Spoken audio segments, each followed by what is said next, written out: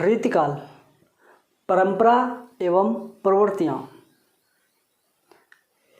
हिंदी साहित्य के इतिहास को 3 भागों में बांटा जा सकता है। कौन कौन? आदिकाल, मध्यकाल, इन दोनों को मिलाकर, भक्तिकाल और रीतिकाल को मिलाकर, और आधुनिक काल। मध्यकाल के पूर्ववर्ती भाग को भक्तिकाल तथा उत्तरवर्ती काल को रीतिकाल के नाम से जाना जाता है। ये जो पूर्ववर्ती काल है भक्तिकाल और उत्तरवर्ती काल रीतिकाल। मध्यकाल के पूर्ववर्ती भाग को भक्तिकाल और उत्तर बाद के भाग को रीतिकाल के नाम से जाना जाता है। रीतिकाल की समय सीमा संवत 1700 से 1900 है। 1700 से 1900, और इसको अगर ईस्वी सन में कन्वर्ट करेंगे, ये तो संवत में है, ईस्वी सन में 1643 से 1843। रीतिकाल में 3 प्रकार का साहित्य रचा गया: रीतिबद्ध, रीतिसिद्ध और रीतिमुक्त। अब हम लोग बात कर लेते हैं रीतिबद्ध की। कवि वे हैं जिन्होंने संस्कृत काव्य शास्त्र के आधार पर लक्षण ग्रंथ लिखे हैं। रीतिबद्ध कवि वे हैं जिन्होंने संस्कृत काव्य शास्त्र के आधार पर लक्षण ग्रंथ लिखे हैं। इन कवियों ने काव्यांगों के लक्षण प्रस्तुत करते हुए उनके सुंदर उदाहरण जुटाए हैं। इन्हें रीतिबद्ध कवि कहा जाता है। इन्हें शास्त्र कवि या कवि शिक्षक भी कहा जाता है। डॉक्टर नगेंद्र ने इन कवियों को रीतिकार या आचार्य कवि मानते हैं, आचार्य कवि के नाम से संबोधित किए हैं। इन कवियों में प्रमुख हैं केशवदास, चिंतामणि, देव, मतीराम, पद्माकर, श्रीपति आदि। अब बारी आती है रीतिसिद्ध की। रीतिसिद्ध कवि,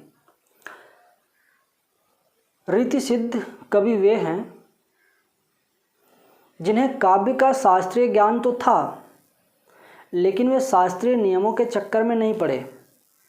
इनके काव्य में काव्य शास्त्रीय छाप स्पष्ट दिखाई देती है। यह भी कहा जा सकता है कि इन कवियों ने लक्षण ग्रंथ तो नहीं लिखे, लेकिन काव्य रचना करते समय इनकी दृष्टि काव्य लक्षणों की तरफ अवश्य रही। और एक कवि हैं बिहारी, रसनिधि, बृंद, कृष्ण कवि आदि, जो रीतिसिद्ध कवि के अंतर्गत आते हैं। रीतिकाल में कुछ ऐसे कवि भी हुए जिन्होंने रीति से मुक्त होकर काव्य रचना की। उन्होंने काव्य शास्त्रीय विधानों की तरफ कोई ध्यान नहीं दिया, इसलिए इन्हें रीति मुक्त कवि कहा गया। कुछ विद्वान इन्हें स्वच्छंद रीतिधारा के कवि भी कहते हैं। रीति मुक्त कवियों की संख्या 50 के लगभग है। इनमें प्रेम रस के कवि, वीर रस के कवि, नीति कवि भी शामिल है। रीति मुक्त कवियों में प्रमुख कवि हैं घनानंद, आलम, ठाकुर, बोधा, द्विजदेव आदि। अब रीतिकाल की प्रमुख विशेषताओं पर हम लोग बात कर लेते हैं। जो रीतिकाल की प्रमुख विशेषताएं रही हैं, इसकी प्रथम और पहली विशेषता ये है कि रीति ग्रंथों का निर्माण हुआ इस काल में। संस्कृत साहित्य के लक्षण ग्रंथकारों का अनुसरण करते हुए सभी रीतिबद्ध कवियों ने लक्ष्मीकांत लिखे। इन कवियों ने रस, अलंकार, नायिका भेद आदि के उदाहरण देते हुए काव्य रचनाएं लिखी। चिंतामणि, भूषण, देव, भिखारीदास आदि ने रीति ग्रंथों की रचना की। इन कवियों ने संस्कृत के भामा, दंडी, मम्मट, राजशेखर आदि का अनुसरण किया, लेकिन इन कवियों को संस्कृत के आचार्यों के समान सफलता नहीं मिली। इन कवियों की काव्य विधि में मौलिकता का अभाव है। आचार्यत्व के लिए जिस सूक्ष्म विवेचन शक्ति की आवश्यकता होती है, वह भी इन कवियों में नहीं है। इसका कारण यह था कि इन कवियों को कवि और आचार्य कर्म एक साथ निभाना पड़ा।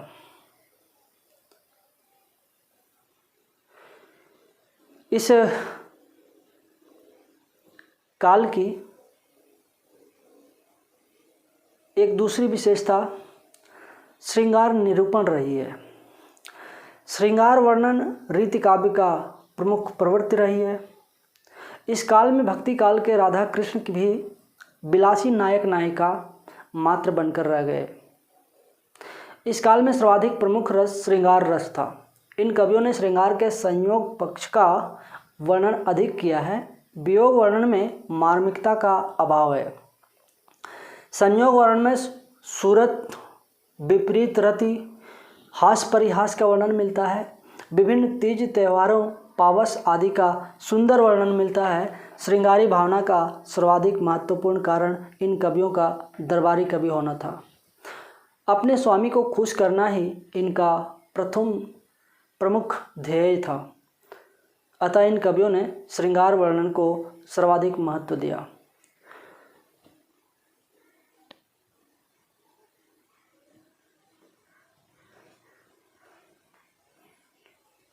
अपने स्वामी को खुश करने से तात्पर्य, चूँकि ये कविगण आश्रयदाता थे, आश्रयदाता के यहाँ रहते थे, राजाओं के यहाँ रहते थे, तो उन राजाओं को खुश करना इनका प्रमुख लक्ष्य रहता था।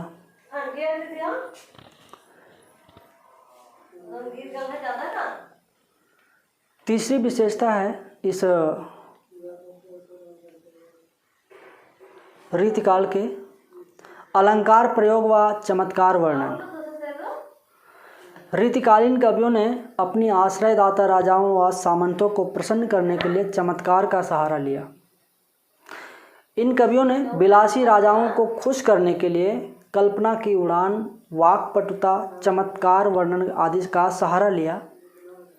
इन कवियों ने अपनी अपनी रचनाओं को अलंकृत करने के लिए अनेक ढंग अपनाए। इसलिए डॉक्टर राम कुमार ने इस काल को कला काल व मित्र बंधुओं ने अलंकृत काल की संज्ञा दी है। इन कवियों के लिए अलंकार साधन नहीं बल्कि साध्य बन गए थे। चौथी विशेषता प्रकृति वर्णन। रीतिकाल में प्रकृति का चित्रण आलंबन और उद्दीपन दोनों रूपों में मिलता है। यह प्रकृति चित्रण नायक नायिका के मनोदशा के रूप में हुआ है। संयोग दशा में प्रकृति का मनोहारी चित्रण है तथा वियोग दशा में त्रास उत्पन्न करने वाला रूप है। रीतिकाल में स्वतंत्र प्रकृति वर्णन दुर्लभ है। प्रकृति के विभिन्न अवयवों का वर्णन इन्होंने नायक या नायिका के रूप सौंदर्य का वर्णन करने के लिए भी किया है। नायक नायिका के सुंदरता के लिए अनेक उपमाएं प्रकृति से ली गई हैं। इन कवियों ने प्रकृति चित्रण में अनेक नए उपमान भी प्रयोग किए हैं। इनका प्रकृति चित्रण उद्दीपन रूप में कहीं अधिक प्रभावशाली प्रतीत होता है। पांचवी विशेषता नारी वर्णन। रीतिकाल के कवियों ने नारी का कामुक वर्णन किया है। इनके लिए नारी केवल भोग विलास की वस्तु है। इन्होंने नारी को प्रायः नायिका के रूप में चित्रित किया है जो नायक के प्रेम में बंधी है। अर्थात इन्होंने नारी को अधिकार क्षेत्र में प्रेमिका के रूप में चित्रित किया है।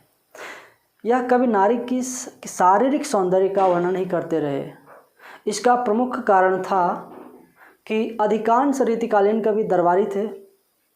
इनका प्रमुख उद्देश्य अपने आश्रयदाता राजा को प्रसन्न करना था जो प्रायः भोग विलास में डूबे रहते थे। अतः इन्होंने नारी को भोग विलास के साधन के रूप में प्रस्तुत किया, मानो वासना इन कवियों के लिए सब कुछ थी।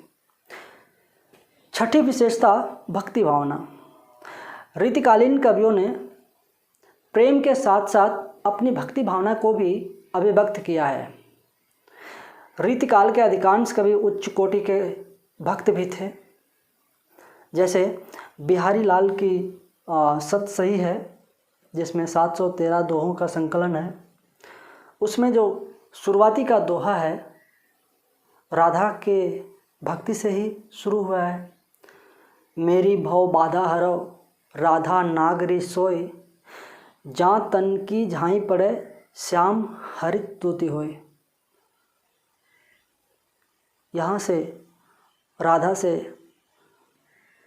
एक तरह से वे विनती कर रहे हैं,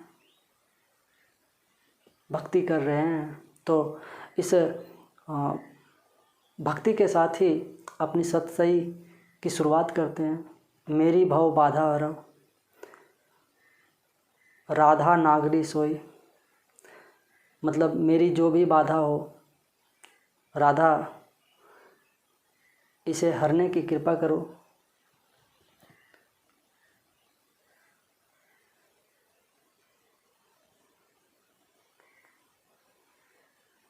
उस राधा से जिसकी तन की परछाई पड़ने से श्याम कृष्ण जो श्याम रंग के हैं हरित हो जाते हैं, हरा रंग से नहला जाते हैं। मेरी भव बाधा हरव, राधा नागरी सोए। नगर में रहने वाली राधा कौन? तो नगर में रहने वाली राधा मेरी भव बाधा हरेगी।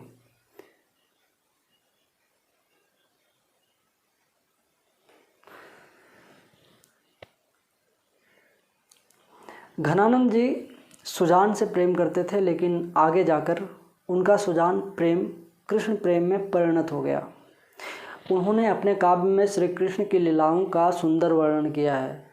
उसकी भक्ति में दाम्पत्य भक्ति की प्रधानता है, कहीं कहीं वात्सल्य भाव भी प्रकट होता है। दास्य भक्ति भी रीतिकालीन कवियों के काव्य में मिलती है, फिर भी भक्ति की भावना इन कवियों के काव्य में उतना अधिक विकास नहीं पा सकी जितना सूर, तुलसी, कबीर, जायसी जैसे भक्तिकालीन कवियों के काव्य में मिलती है। मतलब उस ऊंचाई तक ये कवि भक्ति को नहीं ले जा पाए जो भक्ति काल में इन कवियों ने ले गए भक्ति को। सातवीं विशेषता इसका है काव्य रूप। रीतिकाल के अधिकांश कवियों ने मुक्तक काव्य की रचना की।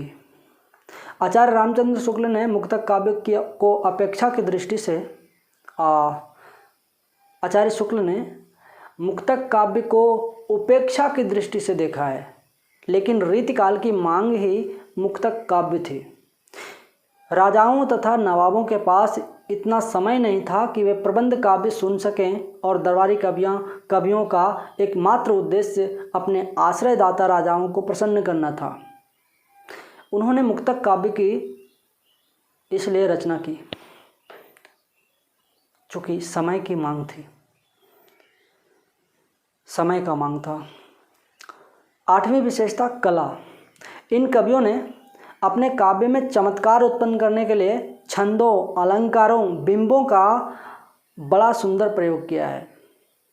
छंदों की दृष्टि से इन कवियों ने प्रायः दोहा, कवित, सवैया का प्रयोग किया है। इसके अतिरिक्त छंदों की दृष्टि से इन कवियों ने इसके अतिरिक्त छप्पय, बरवय, सोरठा आदि का भी प्रयोग कहीं कहीं मिलता है। फिर भी इन कवियों ने दोहा, कवित, सवैया का अधिक प्रयोग किया है क्योंकि ये छंद ब्रज भाषा की प्रकृति के अनुकूल थे। चमत्कार उत्पन्न करने के लिए इन कवियों ने विभिन्न प्रकार के अलंकारों का प्रयोग किया है।